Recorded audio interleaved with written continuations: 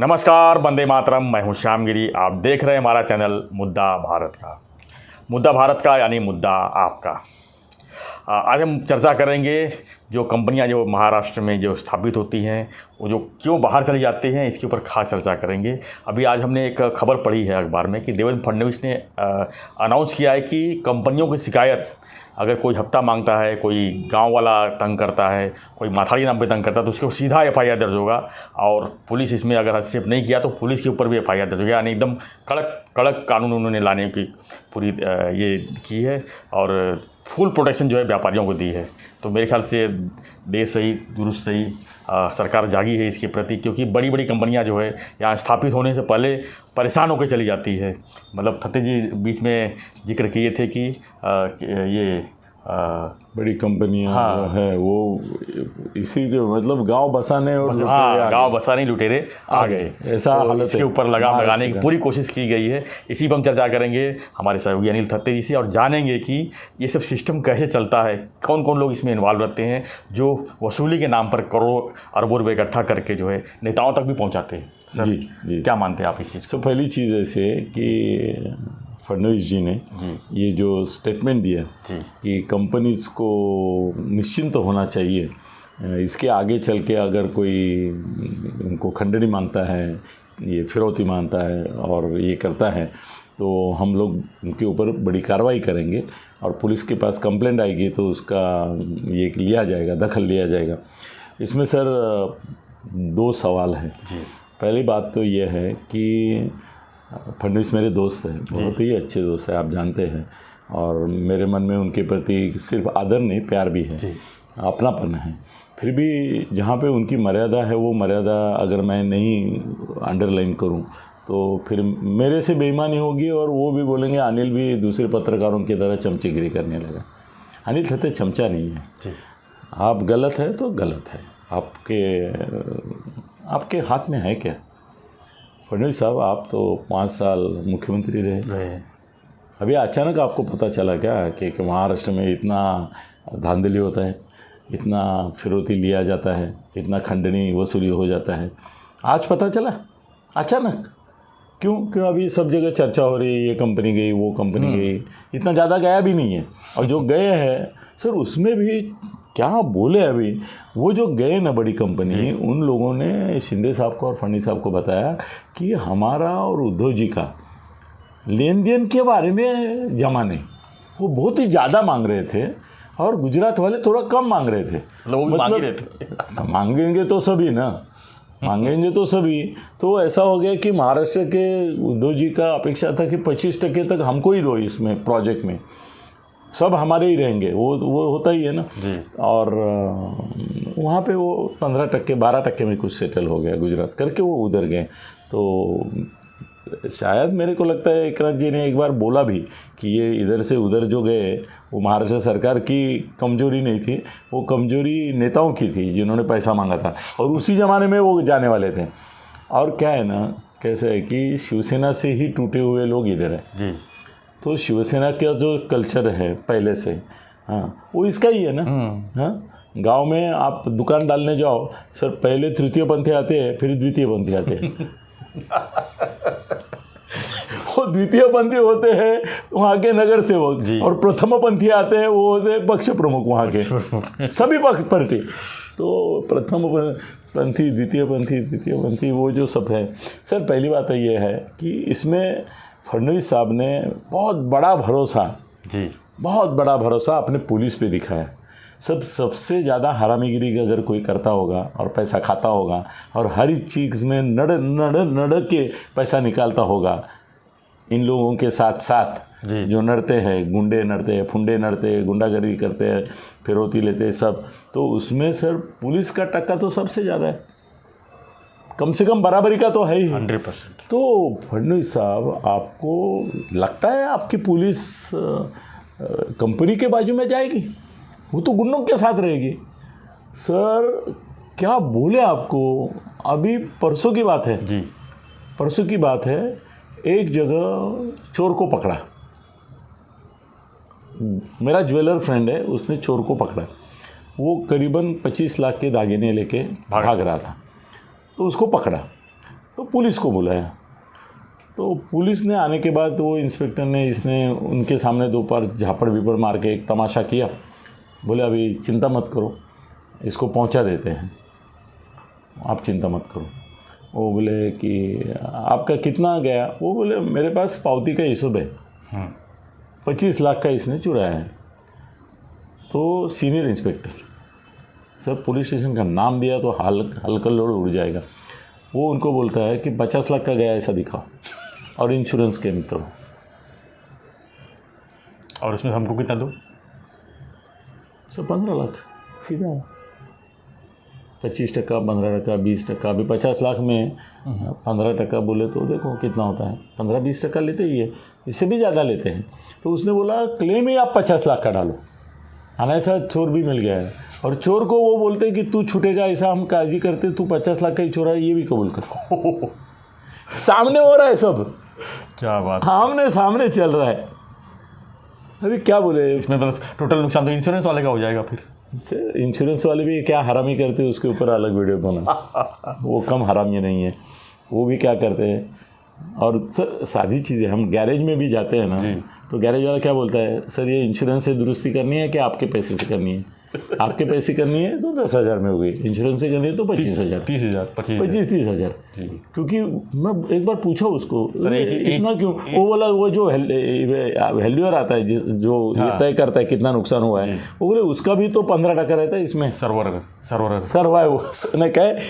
Surveyor.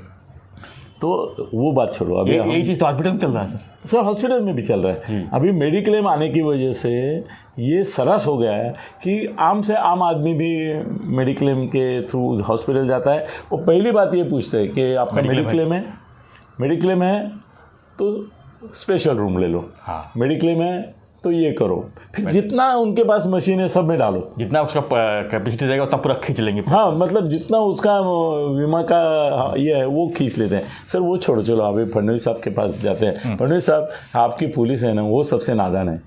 खाने वाले जो लोग हैं, ये पुलिस वाले कहाँ जाते हैं? सर अभी आप बता सकते हैं कि माथाड़ी कामगार की यूनियन के बारे में फडणवीस साहब ने बोला करके मैं आज बोल रहा हूँ, लास्ट टाइम हम बोलते बोलते रुक गए थे। सर काम करना ही नहीं है किसी को, कमीशन चाहिए, मेरा इतना दे दो। सर गोडाउन आप चालू करो, ये वराई माथाड़ी ये लोग आएंगे, बोलेंगे कि हमको यहाँ पर बाहर का ना टेम्पो होना चाहिए, न बाहर का कोई गाड़ी होना चाहिए, न काम करने वाला बाहर का आदमी होना चाहिए, ये हमारा होना चाहिए। अगर आपने बोला ठीक है आपका आदमी से हम काम करवाएंगे, वो आपका सामान ऐसा तोड़फोड़ कर देंगे कि आप दोबारा तो उसको बुलाएंगे नहीं, बोलेंगे नहीं भाई मत आ, नहीं आने का तू कितना पैसा लेगा। सर यही चल रहा है जी फडणवीस साहब, यही चल रहा है कि आप रोक नहीं सकेंगे। महाराष्ट्र में जो गुंडागर्दी चल रही है, सर हमारे यहाँ टीवी पे न्यूज़ आती है कि गाड़ियाँ रास्ते पे जो थी वो तोड़ फोड़ के गए, और उसकी बड़ी न्यूज़ बनती है। सर रोज़ हर एक आपके कारखाने में इसमें कितने लोग वर्गणी मांग रहे हैं। सर जितने उत्सव, आप नाम मत लेना भाई, क्योंकि जितने उत्सव होते हैं, जितने महोत्सव होते हैं, जितने महापुरुषों के अलग अलग फेस्टिवल होते हैं, जन्मतिथि होती है, पुण्यतिथि होती है, वो समय सर आप कारखाने में मालिक के साथ या मैनेजर के साथ बैठे रहो, दिन में क्रिकेट, नाइट क्रिकेट से लेके कबड्डी से लेके क्रीड़ा स्पर्धा से लेके उत्सव, और भगवान की उत्सव तो और ही है। सो कोई ना कोई आता ही रहता है, और उनकी भाषा यही रहती है कि पावती फाड़लेली है 10,000ची, पूछेंगे नहीं कितना देंगे, 10,000 का पावती ये रखा है ये दे दो, नहीं देंगे, अरे ऐसा गेट बंद कर रहे, बंद कर गेट, आए ला 2-4 शिव्या दे ठोकून, ये चलता है। सर पहले के जन्म में मैं दत्ता सामंत के साथ काम करता था, उस समय देखा था कि यूनियन वाले दादागिरी करते हैं, ये देखा था। अब ऐसा हो गया कि हर एक कारखाने में लोकल बॉडीज़ है, वो दादागिरी करते हैं कारखाने में, बहुत तकलीफ देते हैं मालिक को। सर असल में ऐसा है ना कि अभी धंधा करना ही मुश्किल हो गया है। ये छोटा मोटा दुकान चलाते हैं, उनको भी तकलीफ हो रही है, मगर वो ठीक है, वो चल जाते हैं। सर बड़ा कारखाना आपको चलाना है तो मुश्किल हो गया है। तो वो क्या करते हैं कि ये जो बेईमानी करते हैं वो अपने ग्राहक से निकालते हैं, वो भी बेईमानी करते हैं। फिर जो माल क्वालिटी का देना चाहिए उसके बदले दूसरा माल देंगे, ये करेंगे, वो भी कम नहीं है। वो भी सब ऐसा सर गुंडों की टोली हो गई है। आधे गुंडे लूटने के लिए आते हैं और आधे गुंडे जो है वो कारखानदार मालिक बन के ग्राहकों को लूटते हैं। आखिर में लूटा जाता है तो वो ग्राहक लूटा जाता है। सर फडणवीस साहब, आप बोल रहे हैं कि आप ये गुंडागर्दी और टोली का ये जो सब चल रहा है ना, वो आप नहीं रोक पाएंगे, क्योंकि उसमें ना सर सभी पार्टियों के साथ साथ बीजेपी के लोग भी शामिल हैं। ऐसा थोड़ा है बीजेपी के कोई तरह है, वो भी है ना उसमें। हर एक का अलग अलग यूनियन है, हर एक का यूनियन है, वो सब चाकू लगा के ही बैठे हैं, तो आप रोक नहीं सकेंगे। इसके बावजूद महाराष्ट्र में जो धंधा है वो चल रहा है, वो चलेगा, क्योंकि हर एक ने अभी तय किया है सिस्टम बना कि मुझे लूटने वाला मुझे लूटे, मुझे जिसको लूटने का चांस है उसको मैं लूटूंगा। यस, उसी मुद्दे पर धंधा लोड कस्टमर के ऊपर जाएगा हर चीज़। चीज़ें महंगी हो जाएंगी, कौन देगा पैसे? महंगा हो ही रहा है सर। सादी चीज़ है, मैंने वो उदाहरण मैं बार बार देता हूँ कि गुंडागर्दी का ऐसा है कि भिवंडी में यंत्रमाग थे लाखों में जी, और एमएसबी थी, तो बिजली चुराते थे, बिजली वालों को पैसा देते थे और दादागिरी करते थे। बिल्कुल, वो गुंडे थे। मेरे एरिया में बिजली का हफ्ता मैं ले लूँगा, कोई पैसा नहीं देगा, बिल का कोई मीटर नहीं लगाएगा और पैसा भी नहीं देगा। सर पूरा भिवंडी उसके ऊपर चलता था और उनका पूरा प्रॉफिट इलेक्ट्रिसिटी बोर्ड का जो पैसा डुबाते तो वही था। जिस दिन टोरंटो आ गए जी, उस दिन से उन्होंने टाइट किया सर, 90% भिवंडी का निकल गया। मतलब 90% लोग यही धंधा करते थे। ये सभी जगह है जी, जहाँ पे भी अभी ये लोग बोलते हैं ना कि इलेक्ट्रिसिटी का ये करेंगे, वो करेंगे, वो करेंगे। सर प्राइवेटाइजेशन को विरोध क्यों हो रहा है? क्योंकि वो वसूल करेंगे, मनमानी नहीं हो पाएगी, मनमानी नहीं हो पाएगी। वो अभी सर मीटर आपका 1 महीना बिल नहीं हुआ तो इलेक्ट्रिसिटी बोर्ड का आदमी आके बोलता है कि पिछले महीने का आपका बिल बाकी है, बोलता है चलो 200 रुपये दे दो, अगले महीने तक मैं वो आगे बढ़ा के देता हूँ आपको। इतना चल रहा है सर, क्या बोले अभी। मेरे को तो लगता है कि 25% 30% तो आज की तारीख में बिना मीटर ही थाना चल रहा है। थाने की बात करूं अभी भी एमएसबी जहाँ है। जिस दिन ये प्राइवेटाइजेशन अदानी आएगा तो ये नहीं चलेगा, कोई भी आएगा तो नहीं चलेगा, प्राइवेट वो वसूल करेगा। इसके लिए विरोध है और उसमें नेता अग्रेसर है।